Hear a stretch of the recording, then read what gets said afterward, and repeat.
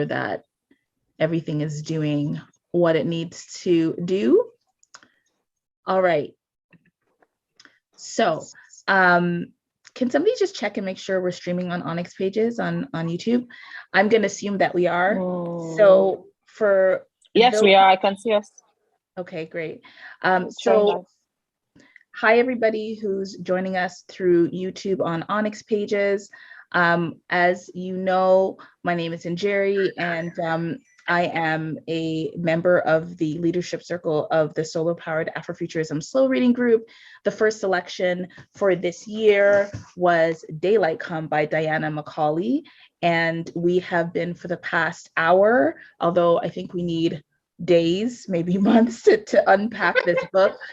We have all been talking about it, but we wanted to make sure that those in the group who haven't had an opportunity to come and speak to us today, and for those in the ONYX Pages community who have read alongside us or who want to read Daylight Come, that you would have an opportunity to sort of be a part of the conversation. So if you've read the book and you want to engage with us, please feel free to do so in the live chat.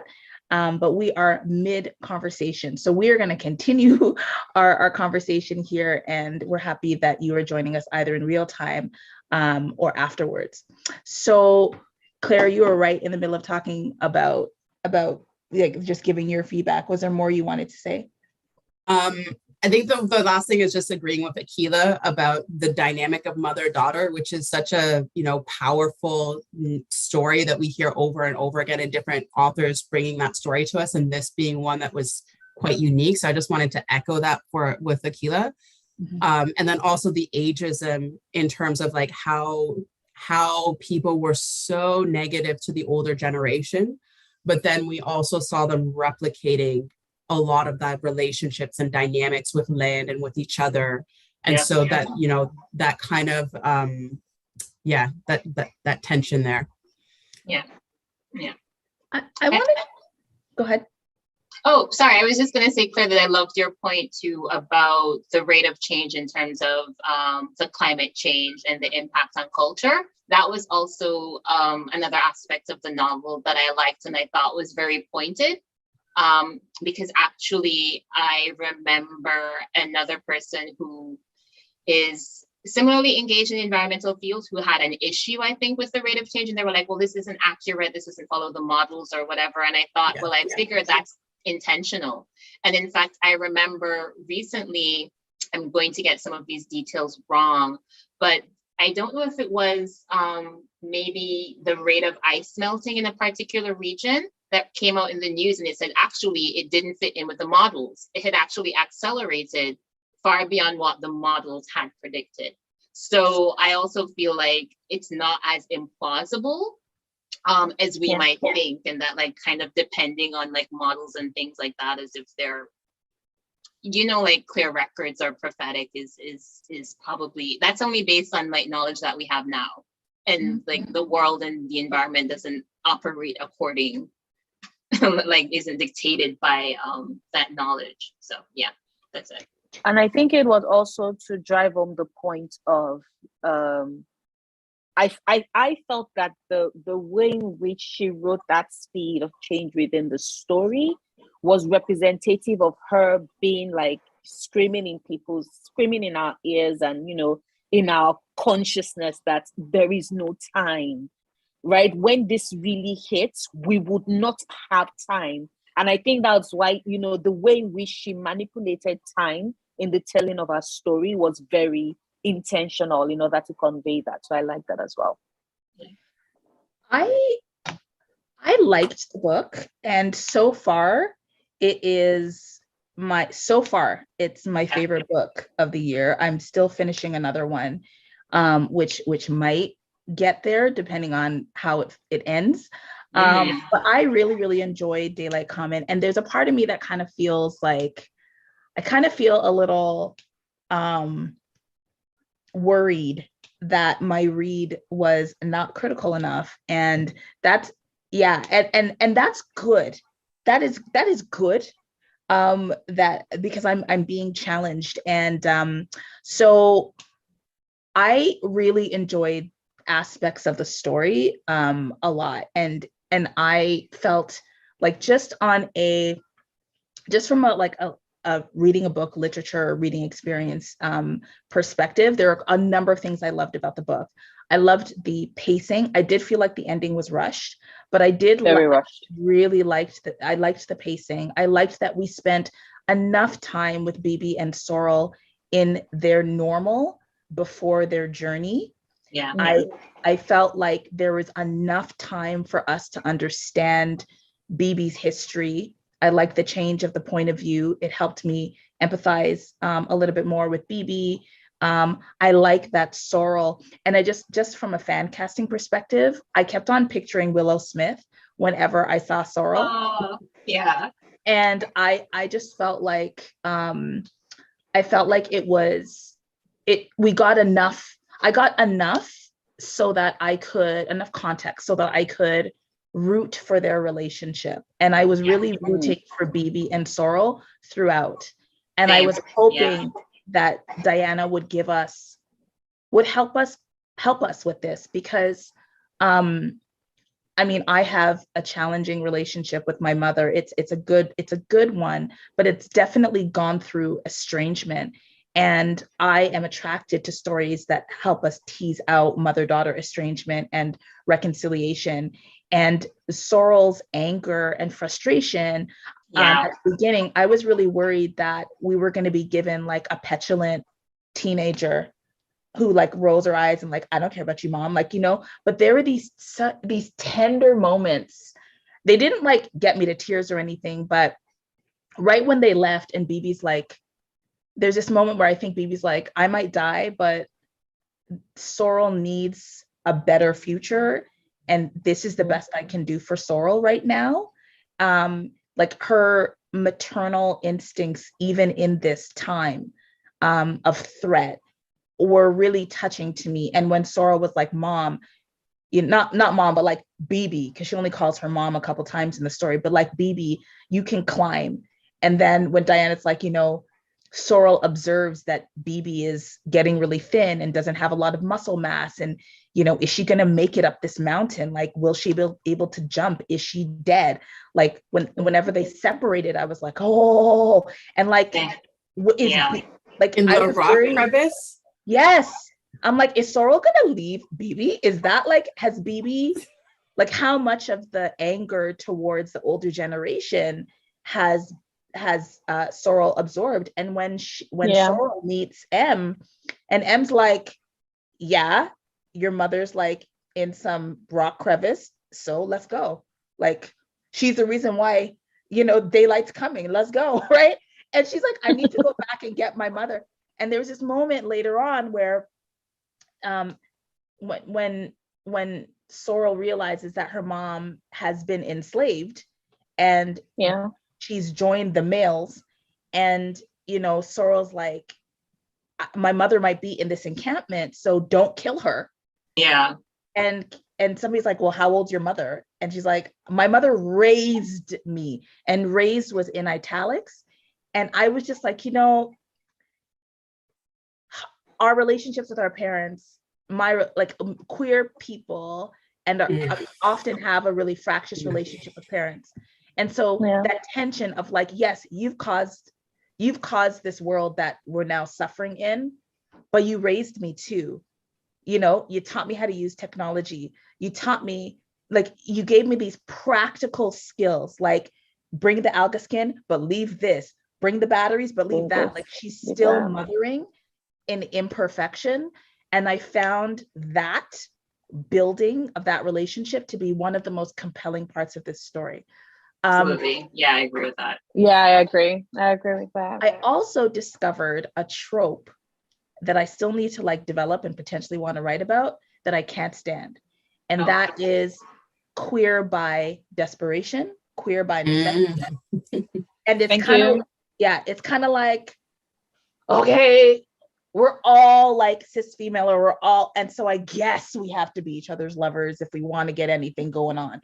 And I felt that when I felt that there was something about how, like, as Sorrel has a couple of moments where she's like, I really want to be in a romantic, I want to touch a man, and because they get old at 15. So a man, like I want to touch a man. I want a man to touch me.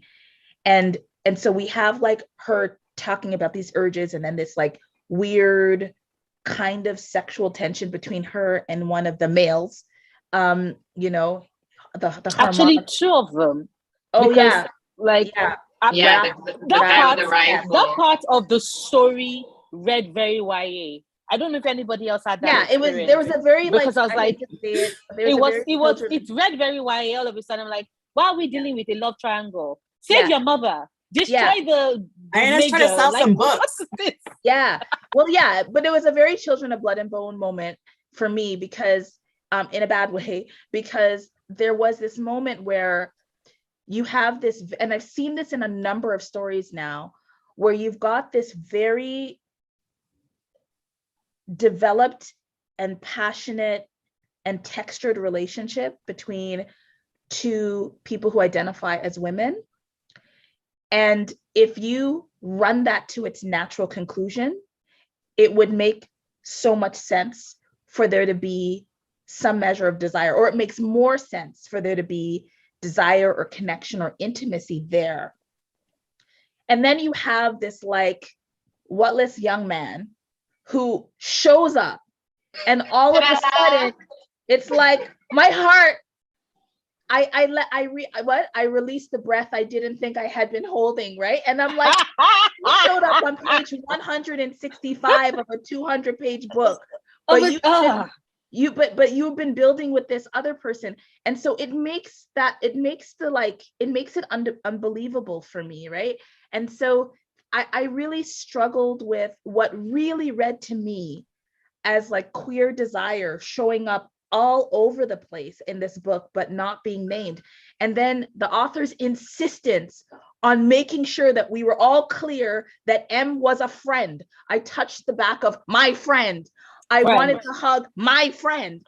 My friend said, come sleep beside me. My friend noticed that I went to the waterfall with the dude. And I was like, okay, cool. We get it. Only friends. There's nothing else going on. So I'm just wondering about. And this was followed shortly after the throwaway line of some of the women found lovers with each other. And I was like,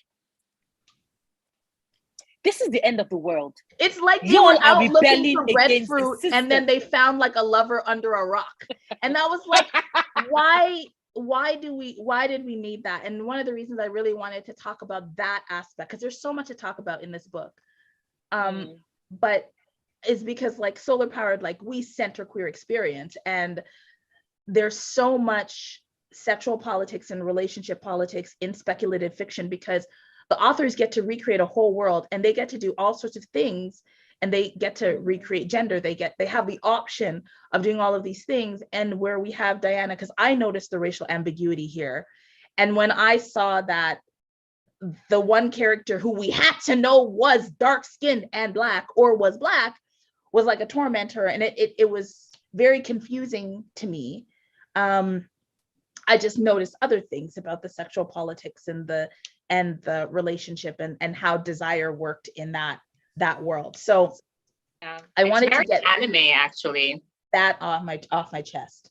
Yeah, I really appreciate you mentioned, because when I was reading it, I did write it. I was like, this is a world with characters who are rebelling, right? And clearly the fact that they were using the women as merely vessels to breed, and I use that word purposefully because that was how it was, conveyed in the stated text. And that was how it was conveyed in the text, except of course with Sorrel, with Bibi and Drew, who then had Sorrel. Like the way in which we went about exploring that relationship was told clearly, like, oh, this one, they actually, did love each other. They did want to raise their child.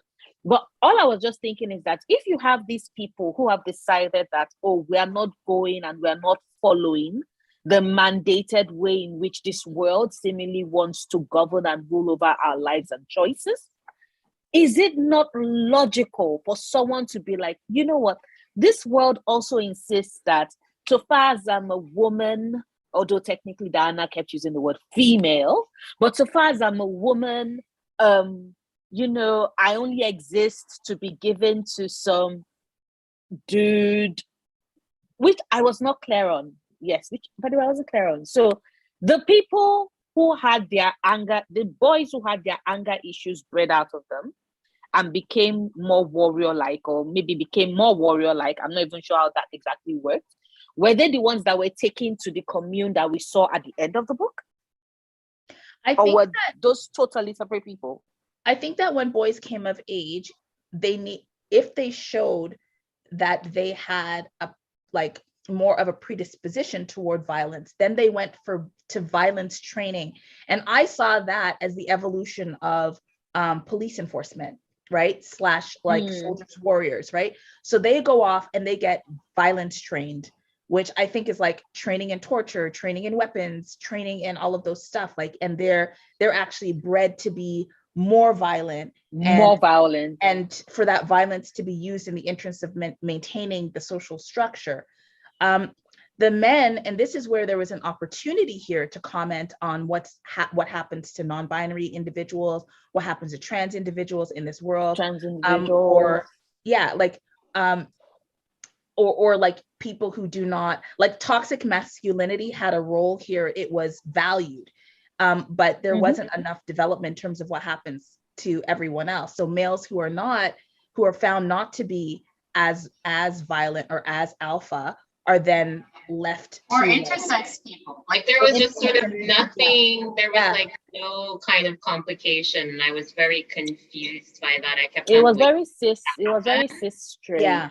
Yeah. And I was like, the future is not that cis and that straight. No, it isn't now. It never. Yeah. So I definitely wondered about that. And also, so what did you notice?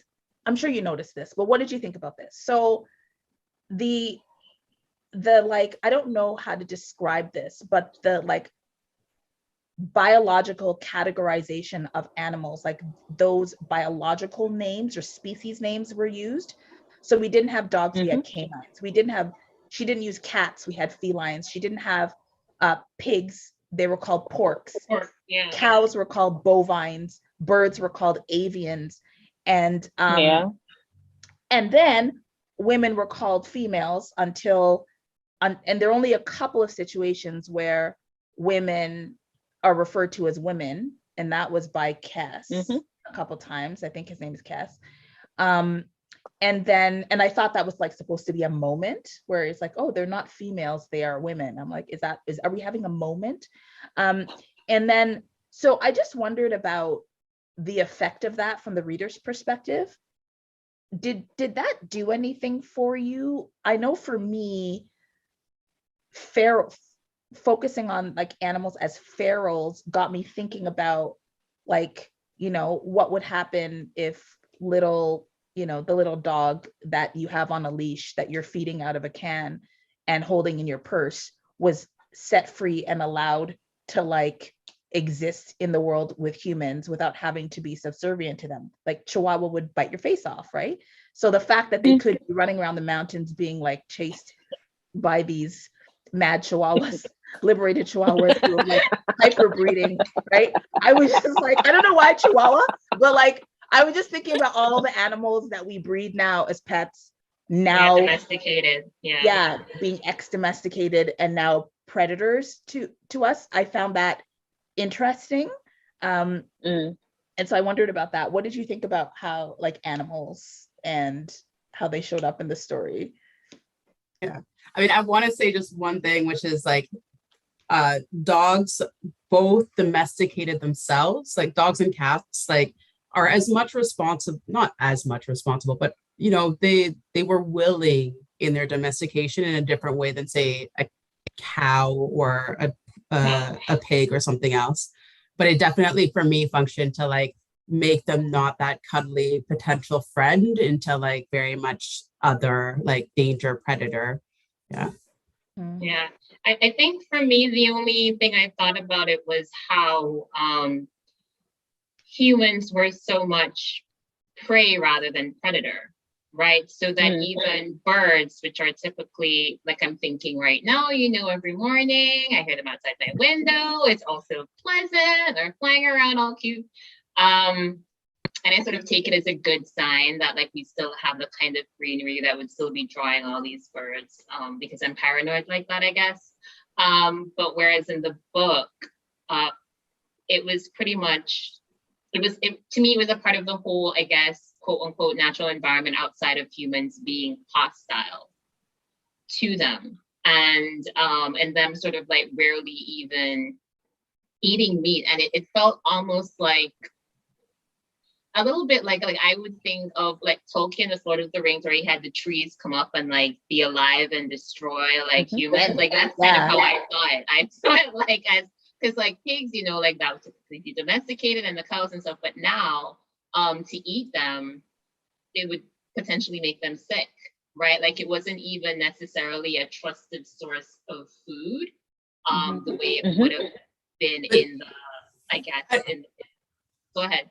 I think that with the dog, like pigs in particular, just because of the actual, like the physical meat of a pig is more susceptible to parasites. And so historically, people have not eaten as much pig, and that's why there's religions and like cultural traditions against eating pigs, because as a meat, they're very susceptible to parasites and being sick from it. But a dog or like other types of meat, I read it in that way, that it was like the pigs that you don't eat, whereas like other feral animals would be more. Oh, for sure. But like Jamaicans are big on pork. So that may be why I focused on the pork so much, because like jerk pork is like a big deal here. So it was really sort of striking to me that a lot of that stuff, and they could eat the birds, but again, it was more, I remember when they had to leave their kind of safe haven and go out, and it was more like, we don't want to get attacked by them. Like it just felt like, this world has just come so hostile. So that was what I found very interesting about the animals was that they stood in direct contrast to humans in the story. Because Diana took the time to tell us that these different classes, like the felines and the canines and the bovines and the avians, like they paired up together to work as a pack to survive. Yeah. And then you had the human who seemingly should be the smart one, decided that they were going to separate along. Oh, we are toplanders. We're this, we're that, we're that. And I found it like a stark contrast that the humans who are meant to be the more intelligent, evolved form of mammals are so dumb that they do not understand that to survive, they need to band together to stand united. And it is the animals that figure that out, which is why they have been way more successful in surviving and killing the humans who have now become prey because they are so scattered. Right. And I think that was also, I thought that was also why, the story ended with them now deciding to pair up with the males. God, I hate using that word.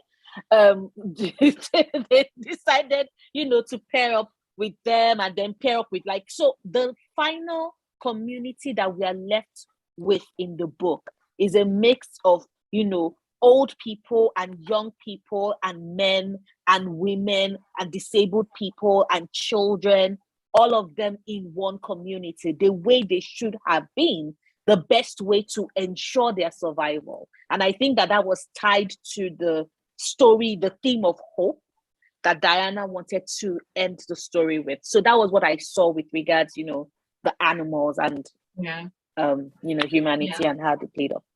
I have a question about ableism and how, how the author took up the theme of ableism in the story, because from my view, in addition to aging, right, like older people are risks because we always have to be on the run. As I was reading, I asked myself, how would individuals with different kinds of disabilities, like cognitive disabilities, learning disorders, physical disabilities, fare in this world? And one of the functions of a dystopia. I didn't actually find that it ended on a hopeful note. But I thought that as I was reading it, I wondered how people felt sort of at the end of the book. But the Americans are coming. Yeah, we'll talk about that. But they're coming to settle, not even they're coming to settle. Like which was, I mentioned it in books when they go, the Americans are coming, and people who live in like countries like the global south, when they hear the Americans are coming, they don't think, oh, this is great news. Oh, yay. We're saved. They think, I loved the feeling of dread. Like it was about dread. Yeah.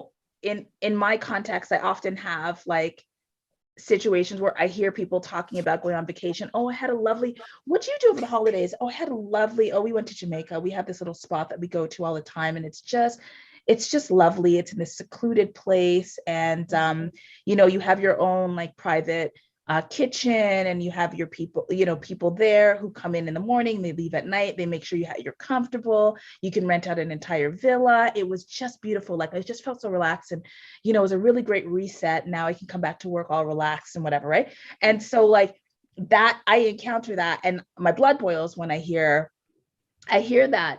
And I just felt like when they talked about when the author presents us with the Americans coming. So not only are the Americans coming, and also not only Americans, but people from but people from other countries. America and Kanata. There was a reference to a country called Kanata, Kanota, which is actually a place in Ontario. But anyway, so North Americans are coming. They are flying. They're also, I think, flying and coming by boat. I wasn't clear. The big boat. They're coming by boat. The floating, those cruise ships with their helicopter landing pads. Yes, so there's coming. No food, but they can fill those things. But they're not just coming.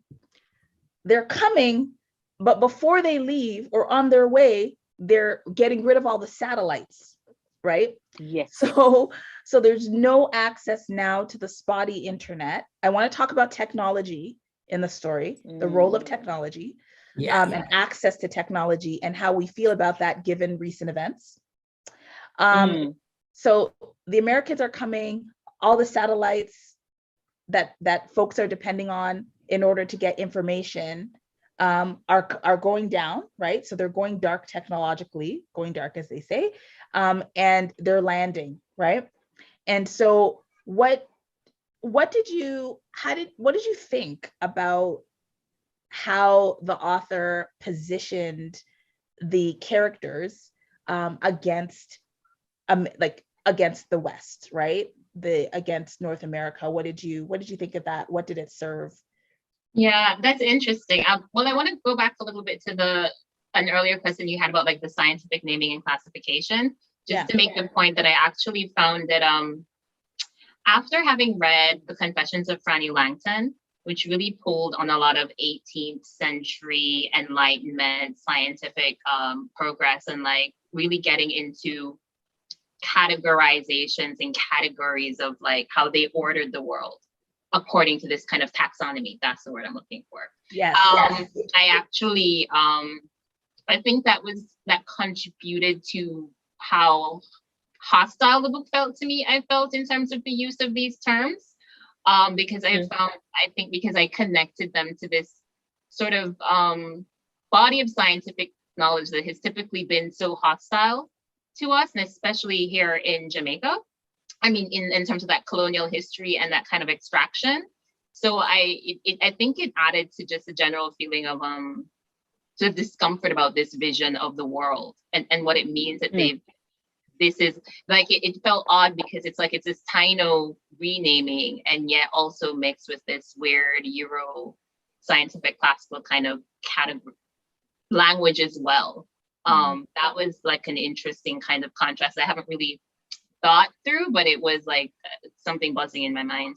And then to the ableism, where that was right up in my mind as well, along with the ageism, because I thought they were so in tune with each other. Intertwined in terms of how these groups decided to treat people, because even the leader of that group of girls and women was like, once I hit that age, I'm gonna have to go too.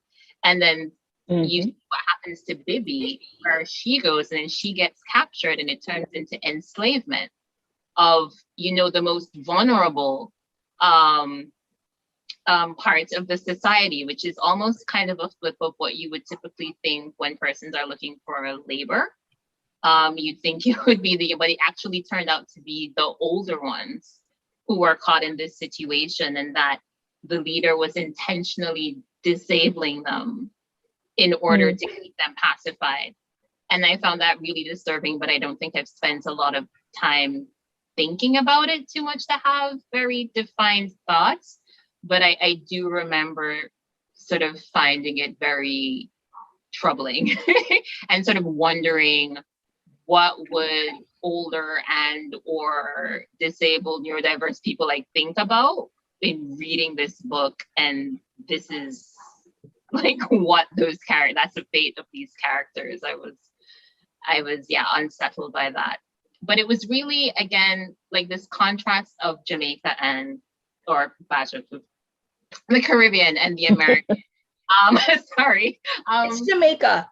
It is. She explicitly says it used to be called Kingston. She said it used to be called Kingston. Look at the cover of the book. Like, this is Jamaica. They come on.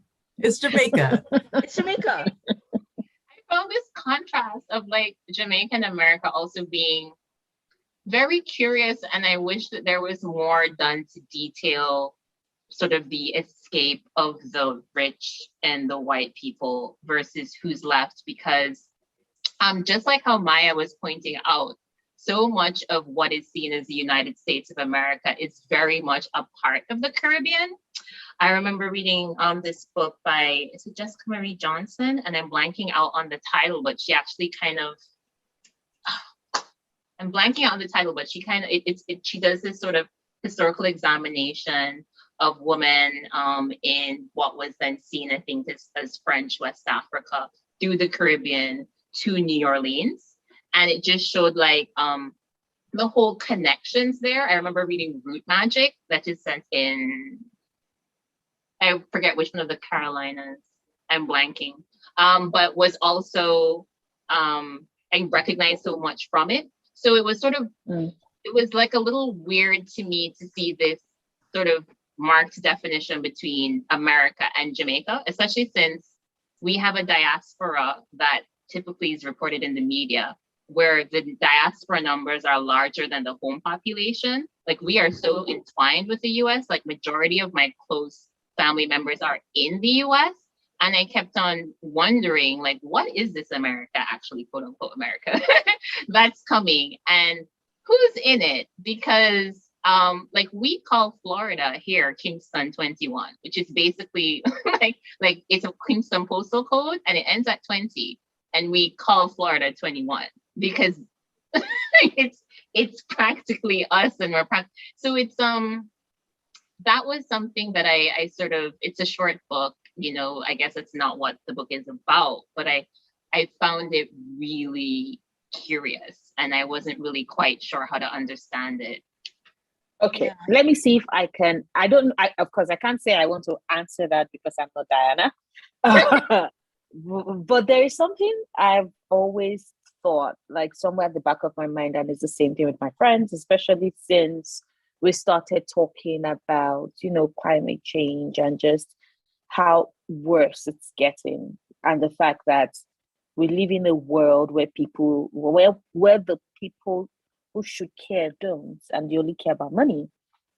And there was one thing I was telling my friends, and I said that by the time it hits, right, and should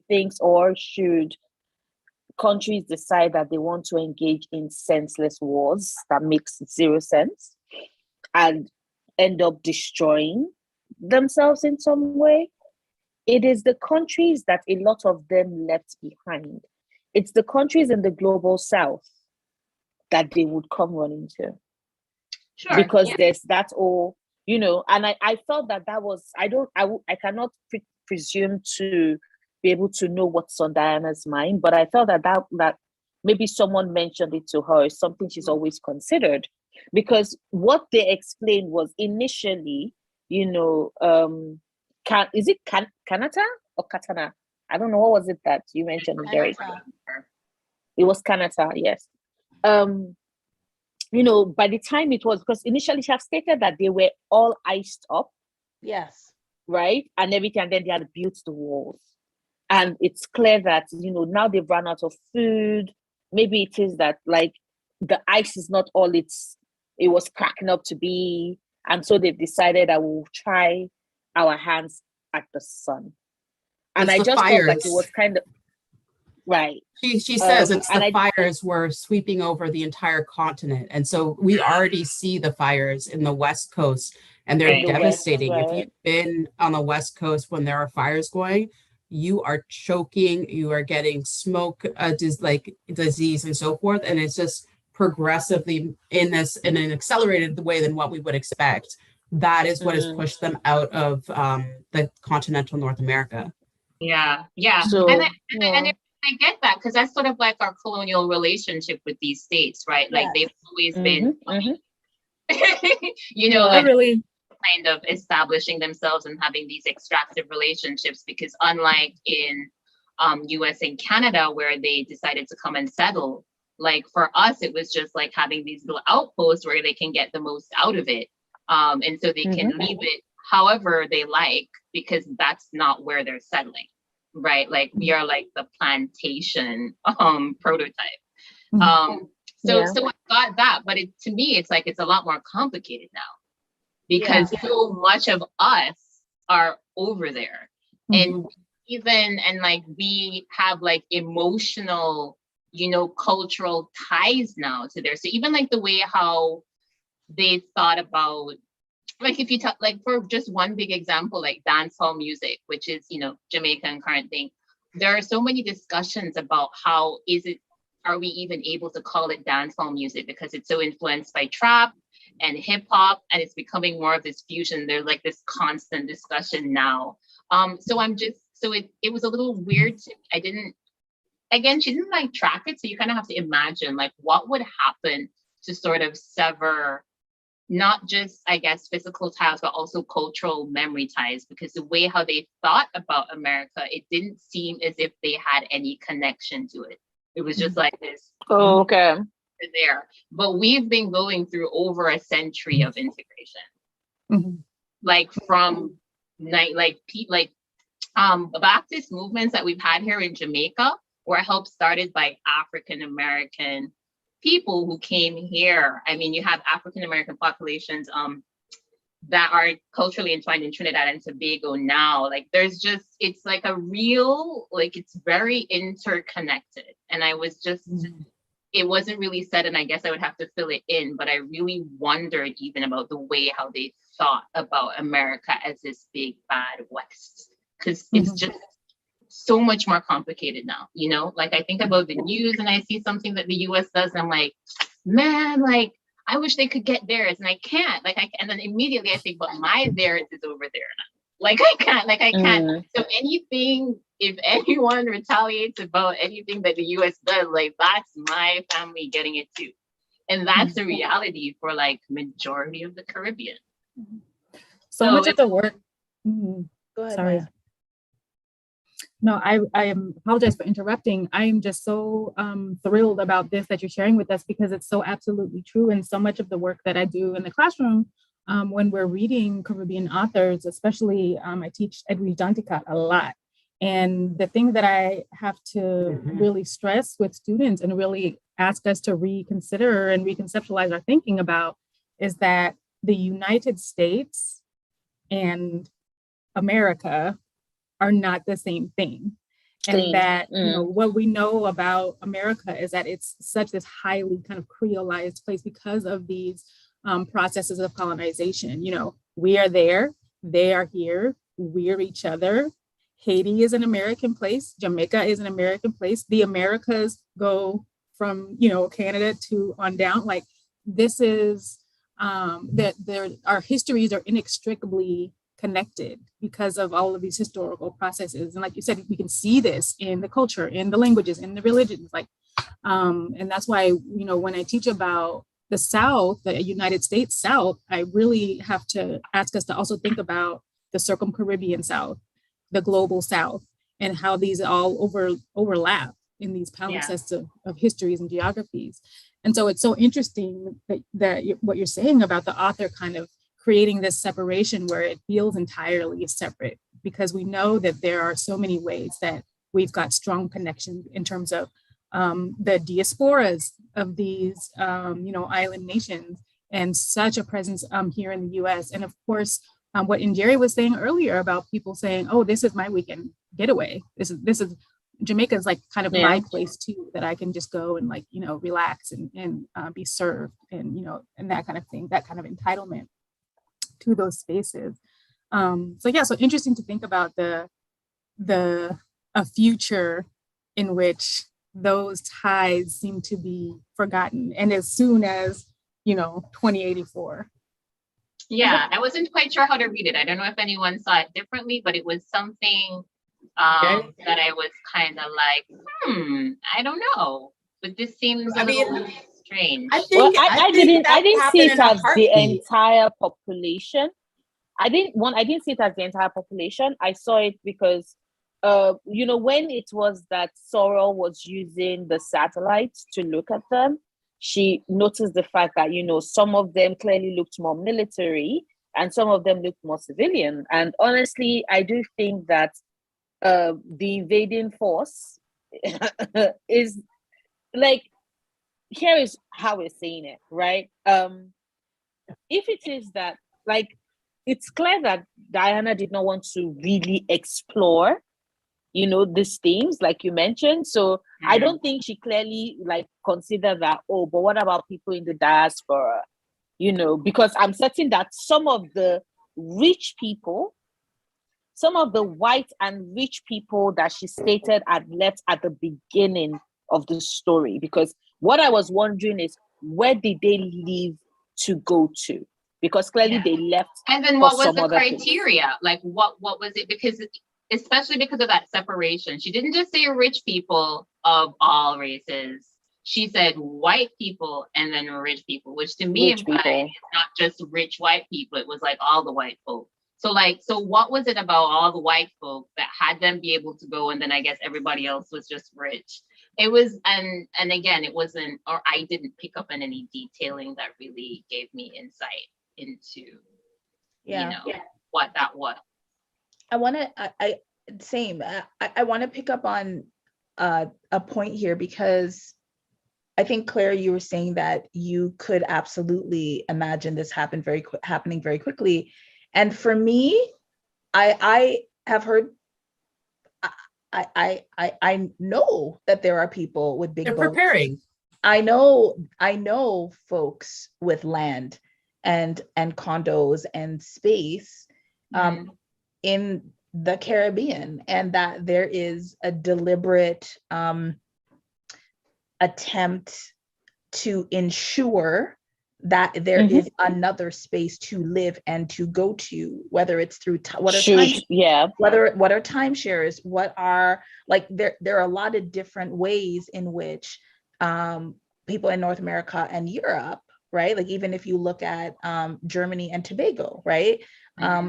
There are established patterns of securing land and securing safe spaces, which are being held intergenerationally by individuals. And so when I read The Americans Are Coming, that did not seem far future to me, because for sure. So, and I think, I don't know the author. This is the first of their books I've ever read. Yeah, same. And I don't know that I'll read others or whatnot, so I can't assume to know what her intentions were. But if I accept that every hole in this plot was deliberate, if I accept that, right, then that means that those gaps are places where we are invited to interrogate, right? There is a reason there, if we follow that line down, right? There is a reason why. Who was it? Somebody, I remember being a part of another conversation. I think it was on Chloe's channel. And I don't know who said this, but I think it might have actually been you, Kiki. But, you know, flat male characters, like sometimes there are characters who are left flat because the author wants us, number one, to divert our attention elsewhere. But number two, the author is making specific decisions not to reinforce dominance, right? And so when the way that I read this, the fact that America had a K, used a K instead of a, she used a K instead of a C in the word America. And the fact that all we know is that they're mashing up the satellites and they're coming. And that's all we know. For me, that was a question, right? As somebody who lives in North America, that was a Njeri. What are you going to do, right? Who would you be in this story? Because you could easily be somebody there or someone else, right? And so that for me didn't really feel like problematic. It felt more like a provocation. And I think I just want to say, Parable of the Sower, Parable of the Talents. The reason why is because at the beginning of the book, I was comparing the journey made by Sorrel in particular to the journey that was made by Lauren Olamina in Octavia Butler's Parable of the Sower. When the book starts, Lauren Olamina is 15. Here, Sorrel is 14, right? Yeah. And there are similarities in terms of the, you know, being sort of a apocalyptic, post-apocalyptic time, upheaval, right? In Parable of the Sower, we have fires being lit by people on this drug. We have a political decline, a very much more present like political structure. Here, the political structure was really reduced to, you know, a description of the social stratification, but not much. We don't see very many institutions. We're not introduced to any kind of leaders. We only just get this enough of a snapshot, again, deliberately left blank, right? Enough of a snapshot to kind of get a sense of the contours of this world, right? And not a lot of detail, not a lot of detail about technology. So what do you make of these? Some would call them plot holes or world building holes. They felt deliberate to me, right? They felt like portals for interrogation. So how did you feel about that? And what did you create for yourself while you were reading? Yeah, I think for me, why that one was hard was because I felt it was a part of the racial erasure. That the reason why she couldn't make those connections was because she simply wasn't acknowledging that they were there in the first place. And so she couldn't make that connection to the diaspora, because what are those paths that the diaspora would take? And then I think there you'd kind of have to get into things that she clearly didn't want to. So I guess that's why I didn't appreciate the vagueness of it. I did like the lack of what you did describe about like locally speaking, there not being like a lot of like social, societal, governmental, structure and infrastructure. Yeah, I was actually I was fine with that. I mean, that kind of climate crisis, like all of like the typical systems through which you would be running, especially when you consider so much of Jamaica's government really, how should I put this? Is getting guidance from elsewhere. So I couldn't getting support from elsewhere. That was charitable. Thank you.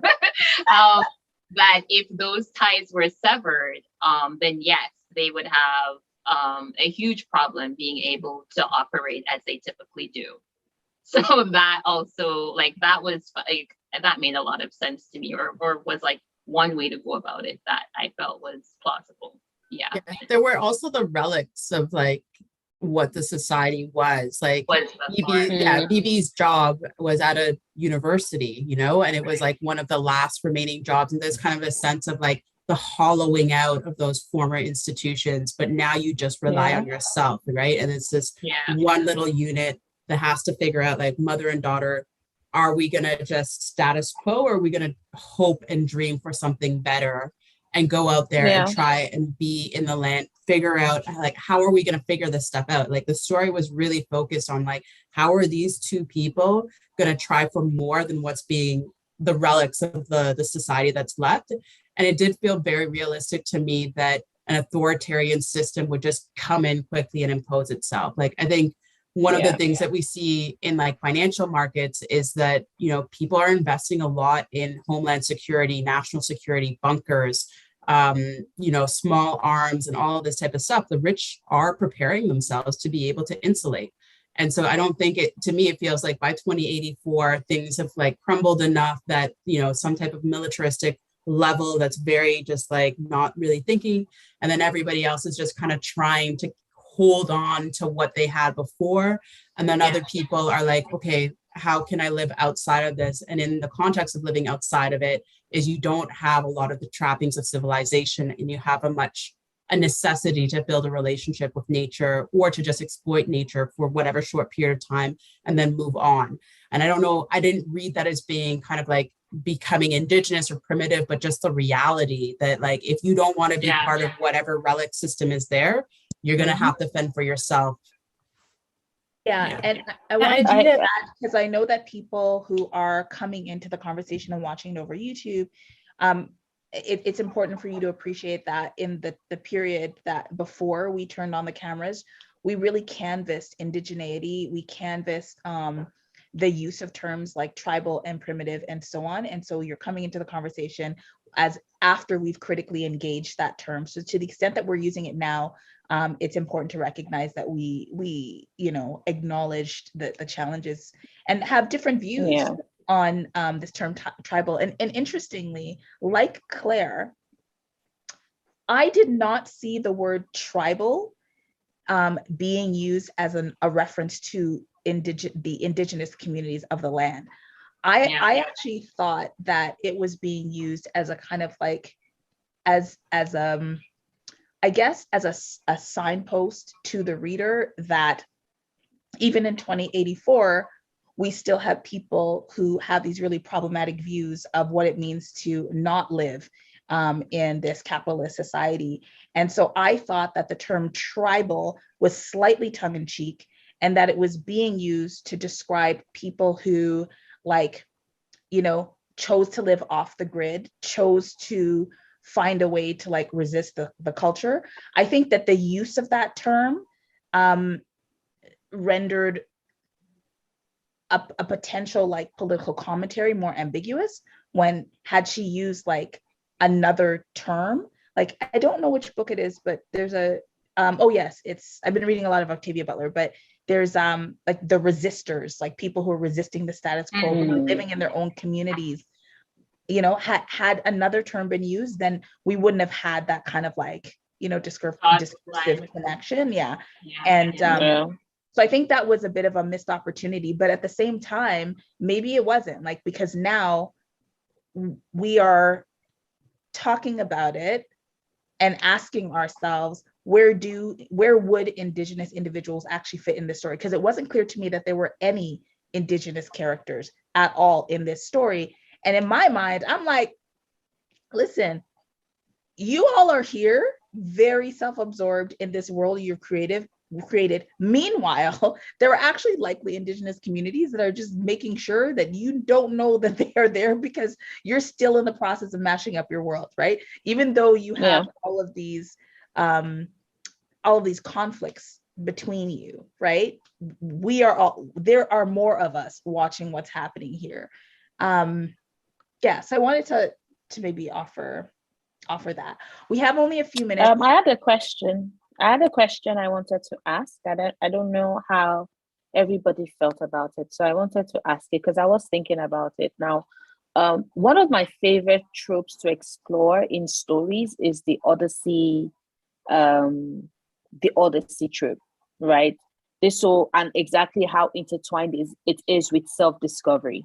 You have characters go on a journey, and throughout the journey they evolve, they learn things about themselves, things about the world, and at the end of the day they become stronger, better people for it. And when it is that I had read the synopsis of Daylight Come, I was expecting a clear Odyssey story. And my question is, because I personally felt like we only got part of that, right? There was no, but then again, at the same time, I have to remind myself that Sorrel, when she started this story, was 14.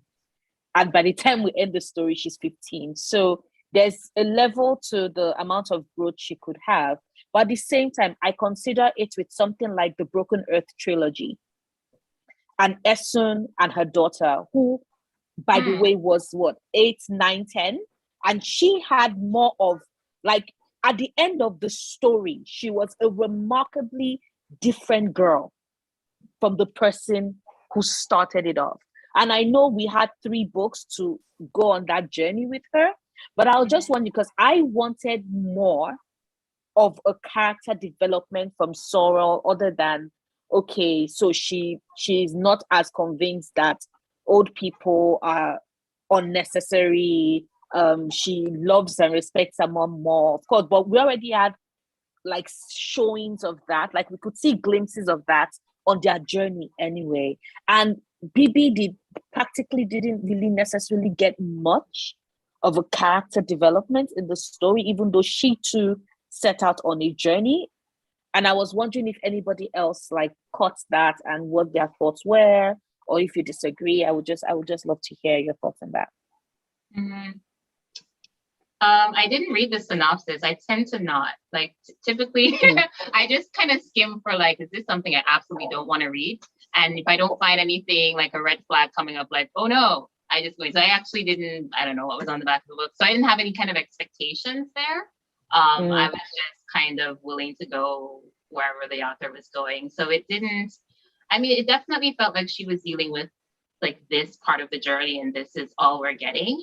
And I was okay with that. I think when it comes to character development, how to put it? I don't know that I necessarily have the kind of expectations I think I'm supposed to have in terms of what characters are supposed to look like or work in a story. I know that we're supposed to want like 3-dimensional, fully developed, and they go on and we see all of these arcs and whatever.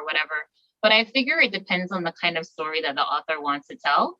And who knows, maybe, I can't remember the title of the book right now, but the characters I felt were very contrived in some ways. Like the author really exaggerated certain aspects of their character. I think it was also like an eco-disaster, a climate fiction book.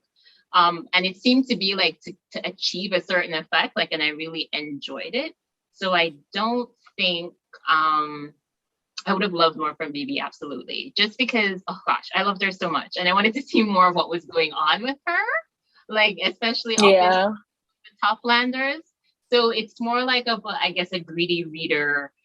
I want more, whereas the short story about what happened to her when she was up in with the Toplanders, like that kind of desire. But I think otherwise, I was sort of okay with where it began and where it ended. I don't know what others. Yeah. So at this point, we are at 2 minutes away from the top of the hour. So we are going to formally close this off camera so that the people who are part of the Solar Powered group have an opportunity to have an intimate closing that is not recorded. So to those of you who have come in for a snapshot of this conversation, we have been discussing Daylight Come by Diana McCaulay. It is the first read of the Solar Powered Afrofuturism Slow Reading Group on Facebook, where we talk about Black speculative fiction, particularly Afrofuturism, which this might not even be considered, but we had a really great conversation. So thank you very much for watching. If you have read Daylight Come and you'd like to provide your comments or feedback, or if you want to answer some of the questions or pick up on any of the themes that you've seen, please feel free to do so in the comments. But we will say bye for now. Thank you for joining us, and we will continue the conversation offline. Have a great day, everyone. Remember to read with purpose. And I'm going to